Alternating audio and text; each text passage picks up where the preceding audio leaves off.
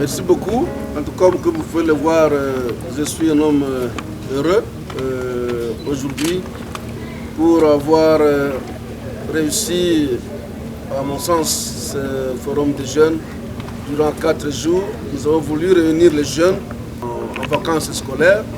Nous avons voulu les réunir pour qu'ils puissent ensemble vivre concrètement la cohésion sociale, le vivre ensemble dans la diversité de nos tribus, de nos langues, de nos nationalités. Et nous avons réussi pendant 4 jours à montrer qu'il est possible de vivre ensemble. Le thème de ce forum était Jeunes et la cohabitation pacifique, la cohésion sociale en temps de crise. Alors on a voulu que les jeunes ne restent pas seulement concentrés et focalisés sur la crise sécuritaire. Elle est très importante, mais il faut qu'ils ouvrent les yeux, qu'ils voient toutes les autres crises par lesquelles ils passent. C'est comme ça qu'on a épinglé la crise économique, le problème du chômage des jeunes, la crise écologique, le problème de l'environnement, notre maison commune, comme aime à le dire le pape François, la crise de la gouvernance dans notre pays, la crise des médias qui nous donnent des informations mais qui ne nous aident pas à avoir une idée précise de la vérité dans tout ce que nous faisons. La crise du patriotisme, l'amour du pays, l'amour de la patrie. Parmi nos jeunes aussi, cela est un problème. On a fait aussi le tour des questions de valeurs, les valeurs morales, les valeurs chrétiennes, les valeurs humaines qui aujourd'hui sont bafouées par les jeunes. Et je peux dire que, étant donné la qualité des intervenants, nos jeunes ont été vraiment édifiés et cela pourra les aider à construire leur avenir. Vous savez, la guerre, nous tous nous sommes contre la guerre. Il n'y a personne qui est pour la guerre. Et tout notre désir, tout notre rêve aujourd'hui, c'est de voir la fin de cette guerre. Ça, c'est une première chose. Alors, quand on a, parmi les thèmes qui ont été développés, il y avait le thème de la crise du patriotisme. Et c'est à l'occasion de ce thème qu'on a posé aux jeunes la question d'intégrer l'armée et la police. Mais la réponse des jeunes a été sans embâche. C'était clair que les jeunes ne se sentent pas attirés par l'armée et par la police. Alors le problème c'est de savoir, et c'est ça la question qu'on doit poser à nos gouvernants, comment faire pour que les jeunes soient attirés par l'armée et par la police? Ça c'est la question. Et ça c'est la question, ce sont les politiques, les gouvernants qui peuvent y répondre. Mais la réponse des jeunes était claire, ils ne sont pas attirés par l'armée et par la police. Alors le gouvernement, nos autorités politico-administratives et militaires doivent se demander pourquoi les jeunes ne sont pas attirés par l'armée et la police. Et que faire pour que justement il y ait des jeunes qui veulent s'engager dans l'armée et dans la police. Merci beaucoup, Monseigneur, d'être encore nous inviter. Comme vous savez, nous faisons partie de la communauté. Nous sommes ici à Goma et dans la province de Nord Kivu il y a très longtemps. Nous travaillons en étroite collaboration avec tous les partenaires, soit les partenaires étatiques mais aussi non étatiques, y compris l'Église catholique et les autres églises et les autres religions. Nous sommes ici vraiment pour soutenir la population, mais surtout les déplacés. Comme vous savez, aujourd'hui, on a fait un effort pour ramener beaucoup de jeunes des camps de déplacés. Hier, on a eu plusieurs sessions qui étaient présentées par nos collègues pour expliquer un petit peu par rapport à notre mandat, mais pour aussi aider et passer le message d'apaisement, le message de paix et de coexistence. Très bien, merci beaucoup. C'est clair qu'on est au courant qu'il y a de sentiments anti-MONUSCO qui viennent de temps en temps, surtout quand il y a des événements. Nous pensons qu'il y a beaucoup de mésinformations, il y a beaucoup de malcompréhension de ce qu'on fait. La vérité est qu'on est toujours à côté des FRDC, dans les tranchées, surtout autour de Goma, à Saké, au nord de Goma, pour protéger la ville de Goma et la ville de Saké.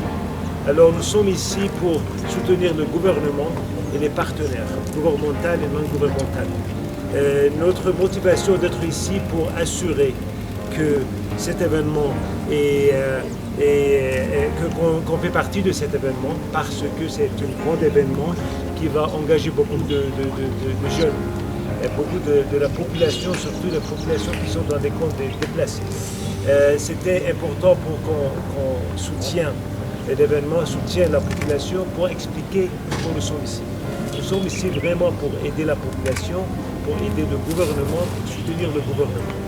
On sait qu'il y a beaucoup de gens qui ne comprennent pas vraiment notre mandat de protection des civils.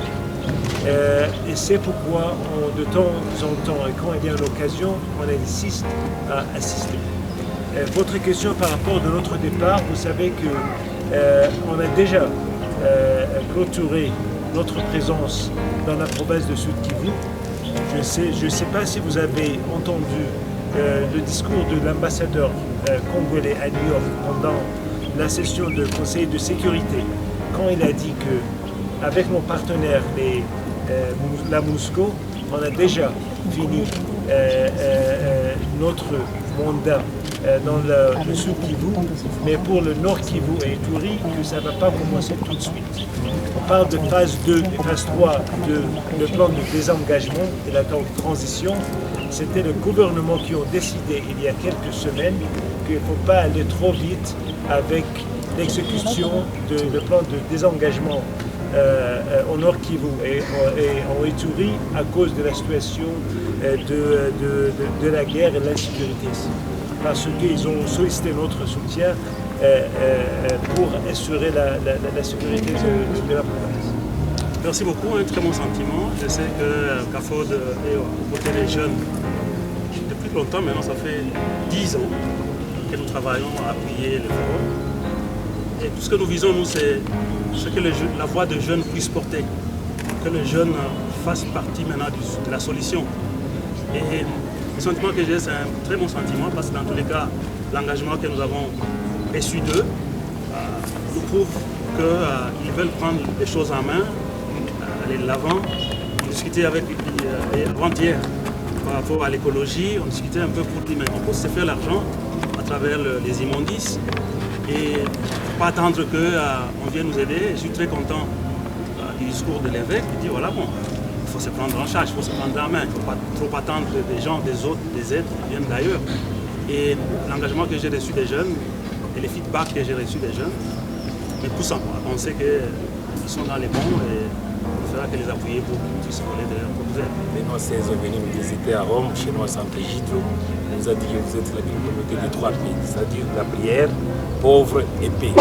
Voilà donc quand nous avons écouté, quand nous avons reçu le message que le diocèse de Rome organisé un forum des jeunes sur la paix par l'entremise sous le haut patronage de son Excellence, M. l'évêque ici. Ce sont des questions qui nous intéressent, nous, comme Sant'Egidio. Parce que nous sommes là pour la recherche de la paix. Et nous, on n'a pas de solution politique chez nous. Nous pensons que la paix peut provenir de la prière. C'est ainsi que nous nous organisons aussi chaque année des prières interreligieuses. Nous disons merci d'emblée à son Excellence l'évêque qui nous accompagne et aussi la fois passée nous avons eu la présence du chef du bureau de la MONUSCO dans cette cérémonie de paix. Alors cette question des jeunes sur la paix, cette question des jeunes pour la cohabitation, nous devons la prendre à cœur. Nous devons, en fait, comme l'évêque l'a dit, que ça ne soit pas une lettre morte pour nous. Nous devons continuer à vivre la paix. Là où nous allons, dans nos familles, dans nos maisons, dans nos lieux de travail, nous devons être les artisans de paix. C'est ainsi aussi que nous avons profité de ce forum des jeunes. Nous avons organisé aussi un concours dans ce forum où nous avons intitulé ce concours-là « Chanteur fait danser le futur ». C'est-à-dire quoi? Aujourd'hui, nous sommes dans une province où nous avons tous qui a la guerre. Donc le présent, nous constatons qu'il y a la guerre. Mais le futur, nous sommes optimistes que nous aurons la paix. Et cette paix durable, et nous devons cultiver cette culture de paix. Car la paix, elle est sainte. Et la guerre est la mère de toutes les pauvretés. Nous l'avons.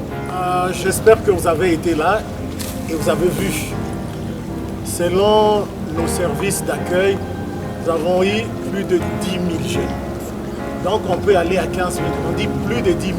Parce que ce sont ceux-là qui ont été, on a identifié clairement et ils ont parlé de plus de 10 000. C'est que pour nous, ce que nous avons dit avant, ça a été atteint. Le mot que je pourrais dire à la fin, c'est le mot de remerciement.